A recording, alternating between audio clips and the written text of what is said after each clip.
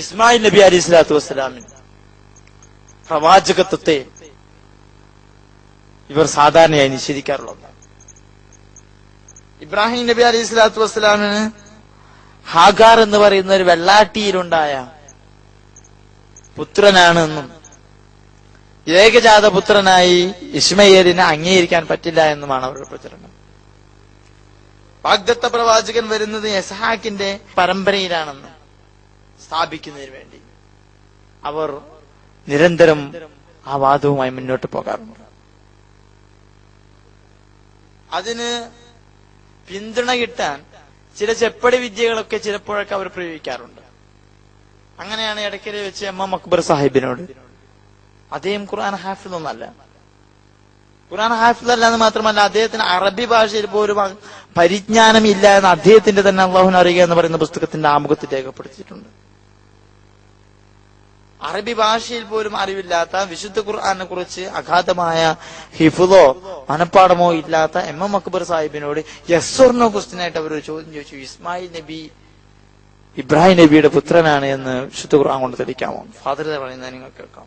ഇടയ്ക്കൽ നടന്ന ഒരു സംവാദത്തിൽ എം എം അക്ബർ സാഹിബിനോട് ചോദിച്ചു, ഖുറാനികമായിട്ട് ഖുറാന്റെ വെളിച്ചത്തിൽ ഉരുണ്ടും പരണ്ടുള്ള മറുപടി ഒന്നും വേണ്ട, യെസ് ഓർ നോ എന്നുള്ള ഉത്തരം മാത്രമേ തരാവൂ എന്ന് പറഞ്ഞുകൊണ്ട് ഒരു ചോദ്യകർത്താവ്, ഒരു ക്രൈസ്തവൻ ചോദിച്ചു, ഇബ്രാഹിം നബിയുടെ മകനാണ് ഇസ്മായിൽ എന്നുള്ളത് ഖുറാനികമായിട്ട് തെളിയിക്കാൻ പറ്റുമോ എന്ന് ചോദിച്ചപ്പോൾ അദ്ദേഹം ഒറ്റ മറുപടിയെ പറഞ്ഞു, പറ്റുകയില്ല, പറ്റൂല.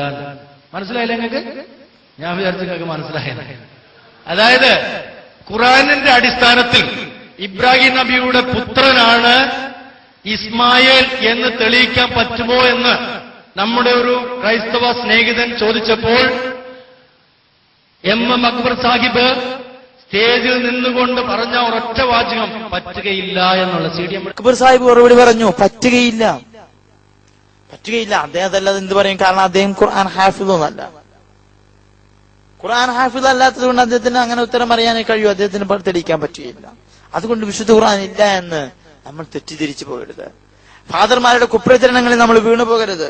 വിശുദ്ധ ഖുർആൻ സൂറത്ത് ഇബ്രാഹിമിന്റെ 39-ാമത്തെ വചനം വളരെ വ്യക്തമായി രേഖപ്പെടുത്തി വെച്ചിട്ടുണ്ട്. ഇബ്രാഹിം നബി അലൈഹി സ്വലാത്തു വസ്സലാം അല്ലാഹുവിനോടുള്ള തന്റെ പ്രാർത്ഥനയിൽ, അൽഹംദുലില്ലാഹില്ലദീ വഹബ ലി അലൽ കിബരി ഇസ്മാഈല വ ഇസ്ഹാഖ ഇന്ന റബ്ബീ ലസമീഉദ് ദുആ.